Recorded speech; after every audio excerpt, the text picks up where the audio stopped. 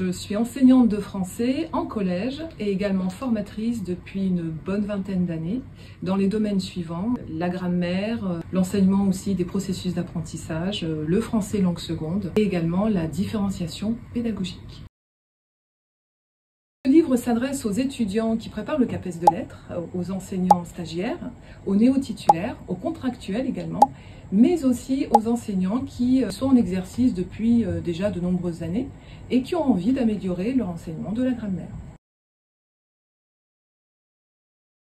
Les démarches préconisées depuis 2016 ont énormément évolué. L'enseignement de la grammaire demande véritablement une connaissance très fine de la part des enseignants, des notions grammaticales et de leurs obstacles didactiques. Ensuite, souvent les enseignants sont un petit peu frustrés de voir que malgré de nombreuses séances de langue, les élèves n'arrivent pas à transférer leurs connaissances dans leur pratique d'écriture ou dans la lecture des textes.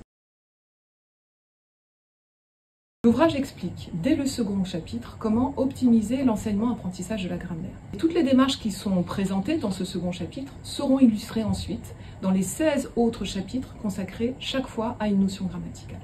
Et chaque notion grammaticale sera présentée avec ensuite ses obstacles didactiques et les difficultés récurrentes des élèves liées à ces notions grammaticales.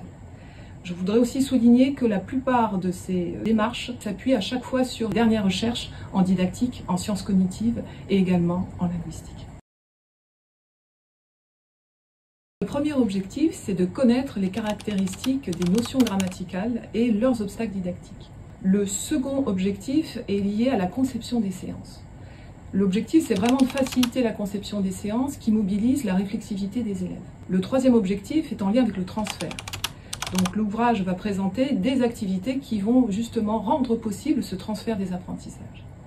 Et enfin, chaque séance de langue qui sera présentée à la fin de chaque chapitre consacré aux notions de langue établira un lien avec la séquence didactique, avec la thématique de séquence et avec des textes d'une séquence. L'ouvrage explique comment concevoir des séances de langue qui mobilisent la réflexivité des élèves. Et c'est justement parce qu'en début de chapitre, les notions sont clairement présentées que les enseignants arrivent ensuite à concevoir des activités en ayant en tête tous ces obstacles didactiques, en anticipant les difficultés des élèves, puisque du coup ils sont capables de les analyser. De nombreuses séances et pistes d'activités sont présentées à la fin de chaque chapitre. La plupart de ces pistes d'activités permettent de mobiliser, comme je l'ai précisé avant, la réflexivité des élèves. Mais en fait, les enseignants vont apprendre beaucoup plus. Ils vont apprendre à concevoir des corpus d'observation, à reconfigurer des exercices de manuel qui ne mobilisent pas suffisamment la réflexivité des élèves. Donc des exercices, des activités beaucoup plus efficientes au niveau cognitif pour les élèves et beaucoup plus efficientes aussi pour l'apprentissage.